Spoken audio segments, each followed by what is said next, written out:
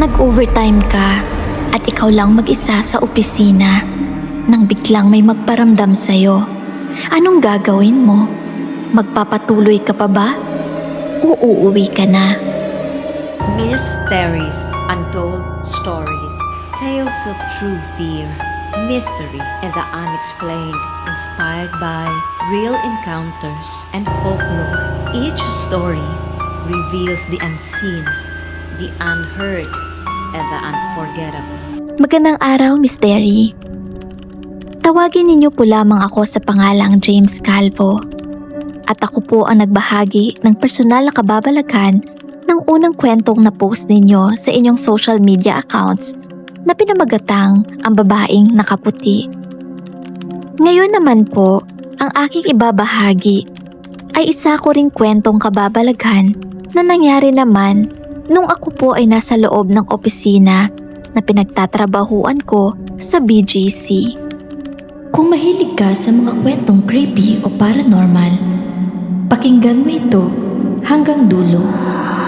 Baka may mahanap kang koneksyon sa sarili mong karanasan. Follow o subscribe mo na rin si Mystery para lagi kang updated sa mga kwento ng kababalaghan.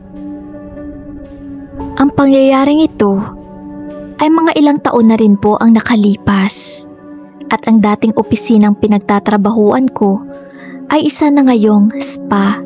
Naganap ito noong isang hapon ng Sabado. Pagkatapos mananghalian ay nagpasya ako na pumasok sa opisina. Bali overtime ito dahil ang regular na pasok namin ay mula Lunes hanggang Biyernes lamang. Kinailangan kong pumasok ng araw na iyon dahil madaming kailangang tapusin at isubmit sa kasunod na linggo. Naglakad ako mula sa aming apartment na tinutuluyan noon sa may Kalayaan Avenue papunta sa opisina sa BGC. Malapit lang ito, mga nasa kalahati hanggang 1 kilometro lamang ang layo. Kaya makalipas ang 15 minutes na paglalakad ay nakarating na ako sa building kung saan naroon ang aming opisina. Pagdating ko sa building ay sa likurang bahagi ako pumasok kaya nagtungo ako sa reception na nasa main entrance kung saan nandoon nakapwesto ang guard. Nagpunta ako roon para ma-record at malaman na may pumasok ng araw na iyon. Papalapit pa lang ako sa reception ay nakita na ako kaagad ng guard on duty. Good afternoon, sir. Mag-OT kayo? Opo. Meron pa bang ibang pumasok bukod sa akin? Wala, sir. Kayo lang pumasok ngayon. Ako lang pala. Baka mamaya pa papasok yung iba. Sige kuya, akyat na ako Salamat. Umakyat ako diretso sa second floor ng building kung saan naroon ang aming opisina. Pagkapasok ay binuksan ko ang ilaw. Sunod ko naman binuksan ang aircon na malapit sa area ko at saka ako pumunta sa aking office table. Nilapag ko ang aking dalang bag bago binuksan ang computer. Tuloy-tuloy lang ako sa pagtatrabaho at nangangalahati na sa aking ginagawa nang mayroon akong narinig na nagtatype sa keyboard. Pinakinggan ko itong maigi. Sa isip ko, may pumasok kaya na iba kong katrabaho? Ngunit wala naman akong napansin na pumasok. Dahil kung may pumasok man ay siguradong makikita ko ito sapagkat ang aking office table ay malapit lamang sa entrance ng aming opisina sa second floor. Pero dahil curious ako, nilibot ko ang office area at sinilip ang bawat aisle para tingnan kung may pumasok pa na iba maliban sa akin. Matapos kong libutin ang bawat area ay wala naman akong ibang katrabaho na nakita. Kaya naglakad na lang ulit ako pabalik sa aking lamesa para ituloy ang aking ginagawa. Habang pabalik ako sa aking area, ay inisip ko na lamang na guni-guni ko lang ang aking narinig at siguro'y dala lamang ng hypervigilance. Ang hypervigilance ay isang kalagayan ng isipan kung saan sobra ang pagiging sensitibo sa paligid. Parang palaging handa sa posibleng panganib o kakaibang pangyayari. Kapag hypervigilant ang isang tao, ay madali niyang mapansin kahit ang maliliit na tunog. Maaaring maramdaman o marinig niya ang mga bagay na wala naman talaga dahil sobra ang focus ng utak sa paghahanap ng banta. Madalas itong nangyayari kapag nag-iisa ka, nasa bagong lugar o may takot o trauma sa nakaraan. Isang halimbawa ay kapag mag-isa ka sa opisina, tahimik pero dahil hypervigilant ka, parang naririnig mo ang tunog ng keyboard o yabag ng paa kahit wala namang talagang ibang tao. Nang makabalik na ako sa aking lamesa, ay pinagpatuloy ko na ang aking ginagawa. Pero makalipas lamang ang 30 minutes, ay narinig ko na naman ang tipa ng keyboard. Palakas ito ng palakas. Tila ba, papalapit ito ng papalapit sa akin. Ngunit sa mga sandaling iyon, ay sinawalang bahala ko na lamang at nagpatuloy lang ako sa aking ginagawa nang may bigla akong marinig na kalabog. Na parang may isang bagay na nalaglag mula sa itaas. Napalingon ako bigla at pagtingin ko, kitang-kita ko na umatras ang isang upuan. Nanlaki ang aking mga mata at sabay kusot nito sa pag-aakalang namamalikmata lamang ako. Tumayo ako agad at nilapitan ang umatras na upuan para i-check ito. Wala namang tao ang nandoon. Nilipot ko ang aking mata at tinignan ko may nalaglag na bagay na naging sanhi ng pag-atras ng upuan. Pero wala rin. Pagbalik ng aking tingin sa upuan ay kapansin-pansin ang paggalaw nito dahil ang una akong nadaan sa bahaging iyon ay ang lahat ng upuan ay nakapailalim sa lamesa. Pero ang upuan na ito ay umatras ng halos 1 metro mula sa lamesa at ngayon ay bahagyang nakaharang na sa daanan.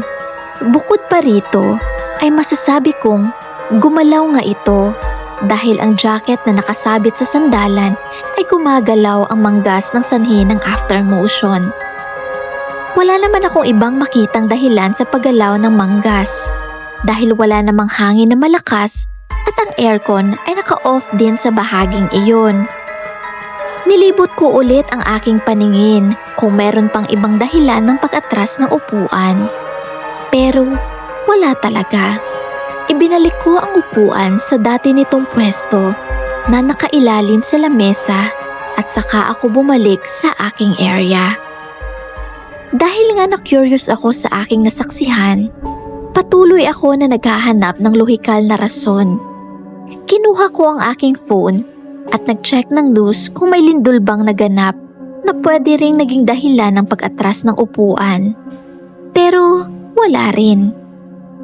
Hinayaan ko na lang ang aking nasaksihan at nagpatuloy na sa pagtatrabaho dahil ang plano ko sa araw na iyon ay pagpaabot ng mga 7 PM sa opisina para tapusin ang lahat ng aking gagawin.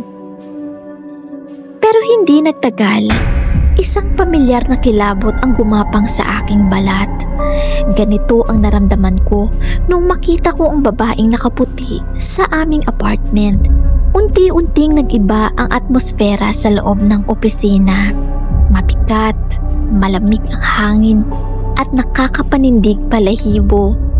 Ramdam ko na hindi ako nag-iisa dahil sa ibang presensya. Para bang may nakatayo sa likod ko at nakamasid. Hindi kumikilos, pero sinusundan ako ng tingin.